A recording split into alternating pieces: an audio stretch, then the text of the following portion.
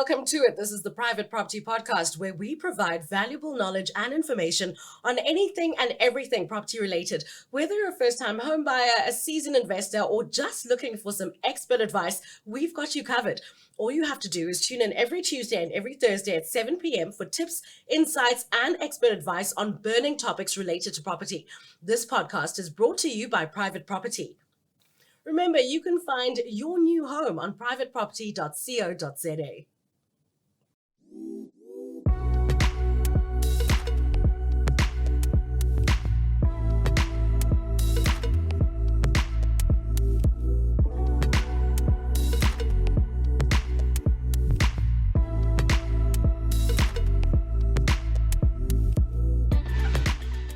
Welcome to the Private Property Podcast. On today's show, we'll be unpacking two property trends to try and understand if this is actually a thing or just one of those fads from 2022. I'm talking about growing increases in estate living. According to Lightstone, we saw a 17% increase in estate purchases in the second quarter of 2022. We're also going to be taking a closer look at home buyers who ask for a fixed interest rate on their bonds as opposed to a variable rate. As always, we bring in the experts to tell us if these two trends are actually a good thing. And the expert in question is none other than our resident property guru from Harcourts Property, Ana Trujic Constanti.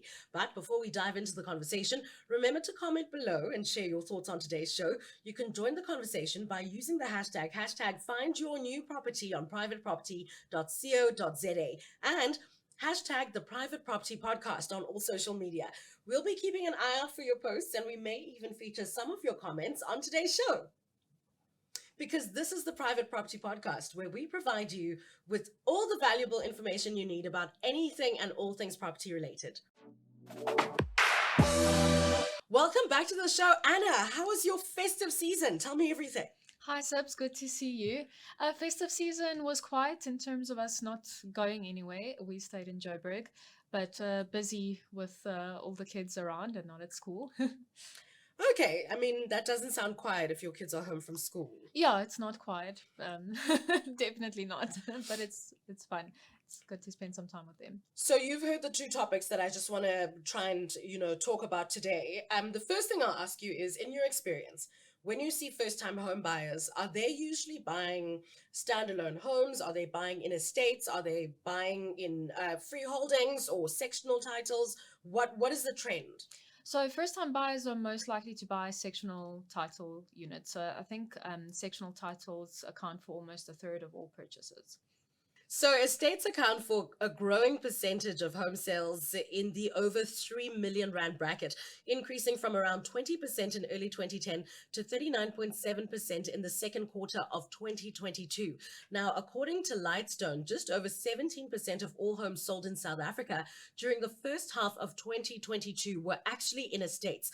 Why do you think, Anna, and this is for you, why do you think there's a growing trend, and what should people be looking out for when considering now purchasing in an estate? Okay, so estates are popular, number one, because of security. So they provide excellent security, and it's a must-have in South Africa at the moment. It's also popular for families. Besides for the security, they're very child-friendly. You know, they've got parks, you can walk around, there's play areas. Some have bike trails and hikes, and some have restaurants, gyms, swimming pools. It's like a little town. You never have to leave. Clubhouse, yeah. So yeah, that's definitely why they are so popular. Things to look out for, I would just say there's rules to abide by. You know, there's code of conducts and things of the estate. So certain things you would need permission for if you want to do it. So it's not as free range as owning a free title home where you can do whatever you want. So if you want to paint your house a different color or maybe to extend it in a certain way, or... Yes, you would need permission from body corporate or however it works in that estate. Okay, it seems a bit controlling of the body corporates, but whatever. So when I'm purchasing, is there a big difference between me purchasing a freestanding home and then purchasing within an estate? Are there different rules and regulations? Is there a different process that one would need to follow? What is the difference there? Not really. The transfer process of the sale is pretty much the same. So it's just knowing the rules of the estate. and also budgeting for levies or homeowners association fees, depending where you're going to stay at. Does this count as well for sort of off-plan developments? Because estates can be estates that are already established. Yes, yes. And also, they're still building it and they're like, oh, we've got a special. We're trying to get rid of the last 22 units and that kind of thing.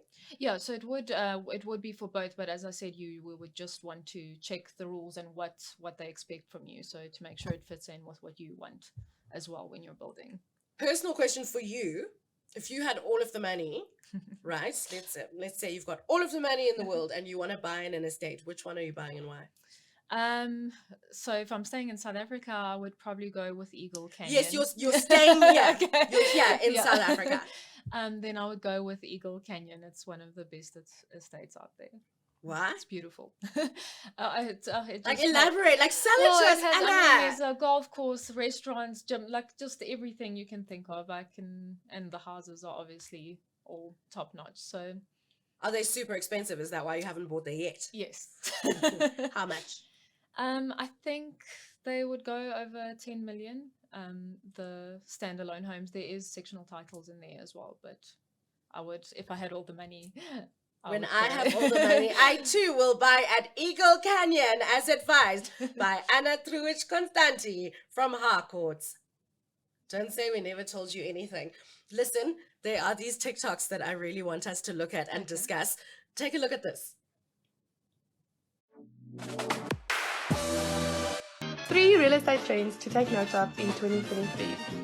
First up is multi-generational living. With the rise of living costs and salaries that haven't been updated for quite some time, a lot of the younger generation is opting to either move back in with family, stay at home for longer, or elderly that is opting to move in with family members in the hope to reduce costs. Up next is sectional title living. With the purchase of freehold and freestanding homes steadily decreasing, more and more people are opting for sectional title living. This offers them more security, more affordability, and communal style living. Next up is semi-migration to smaller towns. After lockdown, the ability to work remotely became extremely popular.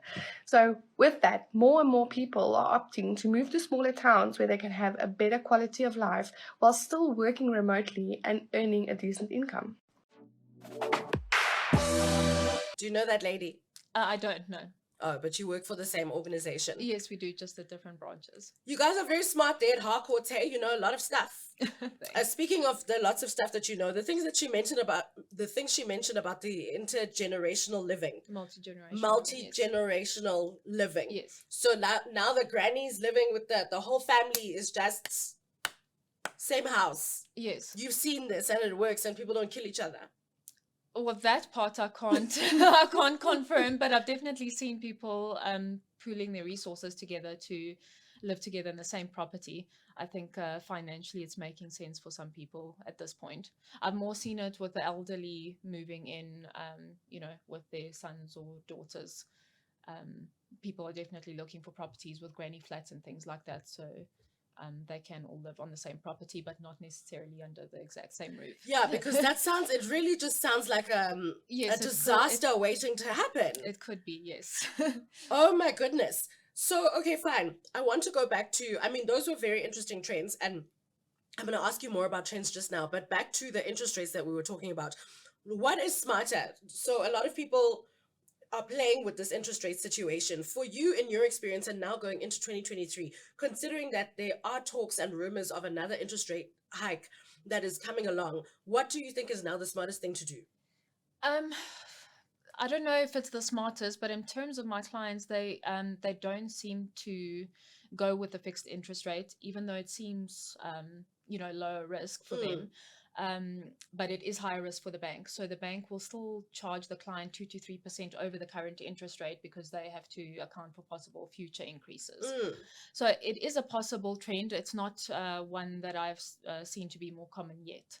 But we'll see how things go. There's definitely, I think, going to be an interest hike at the end of January. So you would advise that one? No, I don't necessarily advise it. I think let's see how things go. Okay. Cool. I hear you. Back to trends though. What do you think is going to pop up now in 2023? 2023 trends for property, I would say sustainable living is going to be a even bigger thing in South Africa with the load shedding. Mm. Yes, so I think houses that are going to offer, alternate energy supplies like solar are going to be very high in demand. Building those from scratch or sort of add-ons? I think it'll be add-ons. People that are building from scratch probably will definitely include that. I've even spoken about it on a recent TikTok where F&B's already included that if you do a bond with them, you can get a loan amount for solar as well, as long as you use one of their suppliers. Wow. Okay, so that's great. So I think it's something a lot of people are going to be opting for. Okay, what else? What else? I think we're going to see a rise in rentals, which is also great news for investors. For renters? No, I don't mean rental amount. You mean there's payments. more I mean, there's people gonna be who are more, going to be yes. renting property? So because of the interest rates, I think a lot of people might opt for renting instead of buying and just sort of seeing where the interest rates go. Mm. So yeah, I think the rental market will do well this year. Would you rent instead of buying this year?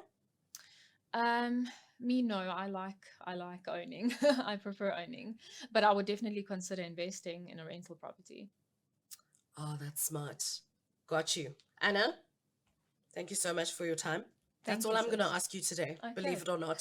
Thank you for your time. We will have you back. Keep making your TikToks. Would like to meet this other lady from Harcourts as well. Maybe you two can do a joint TikTok duet thing together about property and trends and such things. Perfect. Otherwise, we will see you soon. All the best for 2023. Thank you so much. You too. That's all I've got for you tonight. It's me, Sibs Matiela. This is it, the Private Property Podcast, and I will see you on the next episode. Good night.